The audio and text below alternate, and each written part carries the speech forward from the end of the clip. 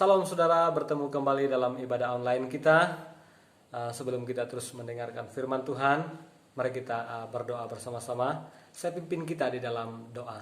Bapa kami dalam kerjaan surgawi, kami bersyukur kepada Engkau atas pemeliharaan Tuhan kepada kami, sehingga walaupun kami tidak dapat beribadah bersama di dalam rumah-Mu, tetapi kami dapat beribadah bersama di rumah masing-masing. Namun firman-Mu akan tetap sama, dapat mengubahkan hidup kami, dapat memerdekakan kami, bahkan membuat kami bergairah, bersemangat selalu mengikuti Tuhan.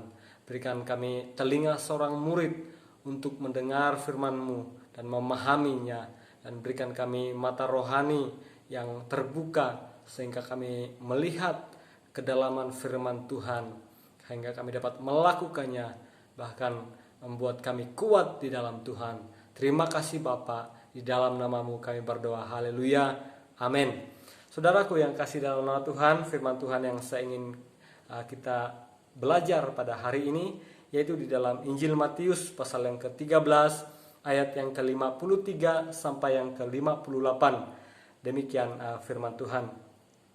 Setelah Yesus selesai menceritakan perumpamaan-perumpamaan itu, Ia pun pergi dari situ. Setibanya di tempat asalnya, Yesus mengajar orang-orang di situ di rumah ibadah mereka.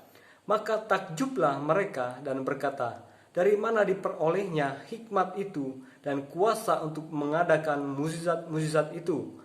Bukankah ia ini anak tukang kayu? Bukankah ibunya bernama Maria dan saudara-saudaranya Yakobus, Yusuf, Simon, dan Yudas? Dan bukankah saudara-saudaranya perempuan semuanya ada bersama kita? Jadi di mana diperolehnya semua itu?" Lalu mereka kecewa dan menolak Dia. Maka Yesus berkata kepada mereka, "Seorang nabi dihormati di mana-mana kecuali di tempat asalnya sendiri dan di rumahnya." Dan karena ketidakpercayaan mereka, tidak banyak mukjizat diadakannya di situ. Saudaraku yang kekasih dalam nama Tuhan, tema firman Tuhan yang saya mau kongsikan pada hari ini yaitu terlepas peluang. Nah, di dalam pembacaan kita, saudara, kita melihat bahwa orang-orang Israel, yaitu terutama sekali adalah orang-orang di Nazaret, telah terlepas peluang, saudara. Sebenarnya mereka punya peluang untuk melihat lebih banyak mukjizat, tetapi saudara, karena ketidakpercayaan mereka, tidak banyak mukjizat yang dilakukan Yesus di situ. Saya percaya tidak ada seorang pun di antara kita yang mau terlepas peluang. Apalagi jika peluang itu adalah satu-satunya peluang yang terbaik yang pernah datang dalam kehidupan kita. Saya percaya tidak kita akan lepaskan peluang itu. Tetapi saudara, apa yang terjadi dengan orang-orang Nazaret? Mereka terlepas sebuah kesempatan untuk menikmati mukjizat yang lebih banyak. Karena sebenarnya karena Yesus orang Nazaret dan tinggal di sana, mereka ada peluang untuk menikmati mukjizat itu. Kerap kali kita, saudara, sebagai anak-anak Tuhan, ya, terlepas dengan kesempatan-kesempatan yang Tuhan telah berikan kepada kita. Karena kita ini adalah anak-anak Allah. Bukankah Allah berdiam di dalam kita, saudaraku?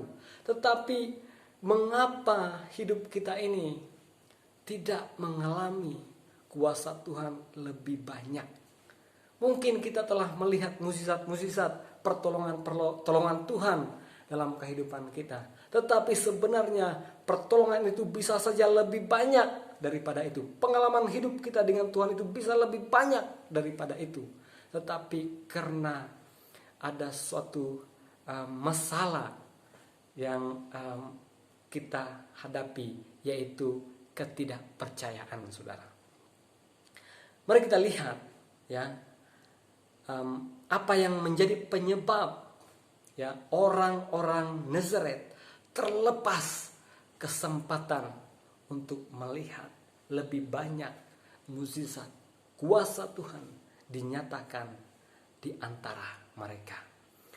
Hal yang pertama, saudara, tidak mengenal Tuhan Yesus dengan baik. Di dalam ayat yang ke-55 sampai yang ke-56 dikatakan, bukankah ia ini anak tukang kayu? Bukankah ibunya Maria dan saudara-saudaranya Yakobus, Yusuf, Simon dan Yudas? Dan bukankah saudara-saudara perempuannya ada bersama dengan kita? Kata mereka, saudara. Dengan kata lain, saudara, mereka merasa mereka mengenal Tuhan. Mereka merasa mereka telah tahu keberadaan keluarganya. Dan mereka merasa bahwa mereka tahu sangat apa pekerjaan yang dilakukan oleh Tuhan Yesus. Tetapi jika kita bandingkan dengan keberadaan Yesus yang sesungguhnya, saudara, itu sangat jauh berbeda. Kenapa? Karena Yesus bukan saja manusia, tetapi dia adalah Tuhan itu. Dan keluarga Yesus tidak hanya terbatas kepada saudara-saudaranya itu, tetapi setiap orang yang percaya itulah saudara-saudara Yesus. Dan saudaraku, pekerjaan Yesus tidak hanya terbatas dengan tukang kayu, tetapi saudara, misi utamanya itu menyediakan sebuah jalan keselamatan bagi umat manusia. Dan oleh bilur-bilurnya kita menjadi sembuh. Dengan kata lain, oleh bilur-bilurnya kita menikmati berkat-berkat pekerjaan-pekerjaan Tuhan dalam kehidupan kita. Tetapi seringkali kita terlepas peluang, saudara, karena kita tidak mengenal Yesus dengan benar. Saudara yang saya kasih dalam nama Tuhan, sangat disayangkan sekali, saudara.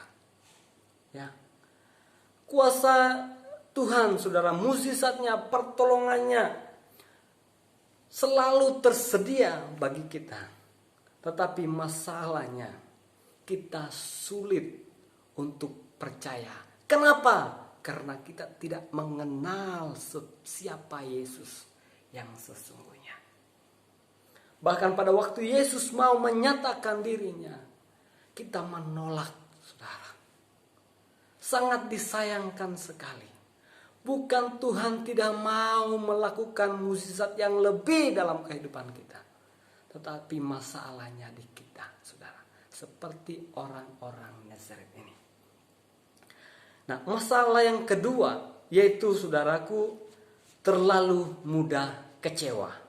Di ayat yang ke-57e, saudara, dikatakan, lalu mereka kecewa dan menolak dia. Saudaraku, mereka kecewa. Kenapa mereka kecewa? Karena Yesus tidak seperti Mesias yang mereka pikirkan. Karena Yesus bukan Mesias yang mereka harapkan. Mereka mau Tuhan mengirim Mesias seperti cara mereka. Akhirnya, saudara, mereka kecewa. Tetapi kenyataannya, saudaraku yang kasih dalam nama Tuhan, Tuhanlah yang punya hak menentukan bagaimana ia harus menyatakan dirinya. Kita sering kecewa karena kita mau mengatur Tuhan supaya ia melakukan mukjizat seperti yang kita mau. Kita tidak membiarkan Tuhan melakukan pekerjaannya menurut cara dan kehendaknya. Kita selalu mau atur Tuhan. Kenapa orang-orang Yahudi ataupun orang-orang Nazaret kecewa dengan Yesus? Karena Mesias yang mereka harapkan itu datang dengan cara tidak seperti cara yang mereka mau. akhirnya mereka kecewa, saudara. Bukankah kita demikian? Kita selalu mau pertolongan Tuhan itu seperti yang kita mau, saudara. Izinkanlah Tuhan bekerja seperti kehendaknya, saudara. Izinkanlah Tuhan mengerjakan sesuatu bagi kita sesuai dengan kehendaknya. Hal yang ketiga, saudara, yaitu tidak menghormati Tuhan. Di ayat yang ke-57b. Maka Yesus berkata kepada mereka, seorang nabi dihormati di mana-mana kecuali di tempat asalnya sendiri dan di rumahnya. Yesus sendiri mengakui bahwa seorang nabi tidak dihormati di tempat asalnya. Demikian juga dirinya tidak dihormati oleh orang-orang Nazaret. Sadar atau tidak, saudara, ya, ketidakhormatan itu berasal dari tidak percaya. Jika kita berkata bahwa kita percaya kepada Tuhan, tetapi tingkah laku kita tidak menunjukkan rasa hormat kita kepada Tuhan, itu, saudaraku, sama saja tidak menghormati Tuhan. Itu sebabnya, saudara, kita seringkali terlepas peluang untuk menikmati kuasa, mukjizat, pekerjaan Tuhan yang ingin Dia lakukan dalam kehidupan kita. Bagaimana mungkin kita menghormati Tuhan, saudara, tetapi kita selalu mau atur Tuhan? Jika benar kita menghormati Tuhan, berilah dirimu diatur oleh Tuhan. Jangan mengatur Tuhan, saudara, tapi berilah dirimu diatur oleh Tuhan, sehingga kita akan melihat pekerjaan-pekerjaannya dalam kehidupan kita. Banyak pekerjaan Tuhan yang ingin Dia lakukan dalam kehidupan kita. Masalah yang terbesar menjadi penghalang untuk Dia melakukan pekerjaan-pekerjaannya, saudara, karena kita tidak percaya. Karena kita tidak percaya, maka tergambar, ya, 3 tindakan itu tadi di dalam kehidupan kita, yaitu tidak mengenal Tuhan dengan baik, sehingga kita mudah kecewa karena kita tidak mengenal Tuhan, sehingga kita kecewa. Dan karena itu kita juga tidak menghormati Tuhan. Saudaraku yang kekasih dalam nama Tuhan, hari ini mari belajar untuk mengenal Dia lebih dalam lagi dalam kehidupanmu. Firman Tuhan ada di tanganmu. Selidikilah firman Tuhan. Kenapa Tuhan berkata firman-Nya, jika kita bertindak hati-hati dengan mengikuti firman-Nya, apa yang tertulis di dalamnya, maka kita akan berhasil. Kenapa? Karena jika kita sungguh-sungguh mau mengenal Tuhan, kita menyelidiki firman-Nya, saudara, maka kita akan mengenal Dia, sehingga kita berhasil di dalam kehidupan kita. Kita mudah kecewa karena kita tidak mengenal Dia. Pada waktu Tuhan tidak melakukan mukjizat, kita kecewa. Sementara, saudaraku, ya, boleh saja, ya, Tuhan menunda karena waktunya tidak tepat. Kenapa, saudara? Tuhan selalu, ya, menunda Karena jika diberikan kepada kita pada waktu itu, mungkin saja kita akan hancur. Berkat itu boleh menghancurkan kehidupan kita karena kita belum bersedia menerimanya. Bahkan kita boleh menjadi sombong, saudara. Itu sebabnya kadang Tuhan menunda. Karena sifat kita belum siap. Diri kita belum bersedia untuk menerimanya. Tetapi hari ini saya mau bagi tahu kepada saudara. Kenalilah Tuhan. Jangan mudah kecewa jika dia tidak menjawab doamu. Karena bukan tidak dia menjawab, tetapi ia menunggu waktu yang sesuai untuk menjawab doamu. Tetaplah menghormati dia. Apapun keputusannya, tetaplah menghormati dia. Beranilah kita berkata seperti Mesaka, Sadraka dan Abednego, yaitu saudara teman-teman Daniel yang ada di kerajaan Raja Nebukadnezar. Dengan berani berkata, kalau Tuhan tolong, dia akan tolong. Tetapi kalau tidak, dia tolong untuk menyembah dewa Tuanku Raja. Kami tidak mau. Dengan kata lain, saudara, mereka berkata, kami hanya tetap menghormati Tuhan.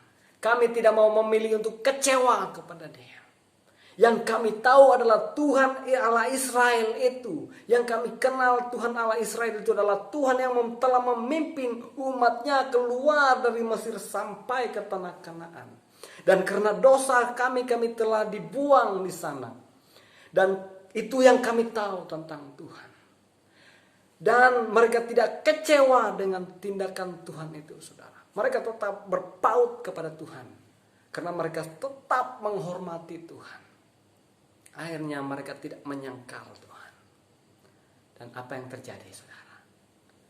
Mereka melihat mukjizat. Saudaraku yang kasih dalam nama Tuhan.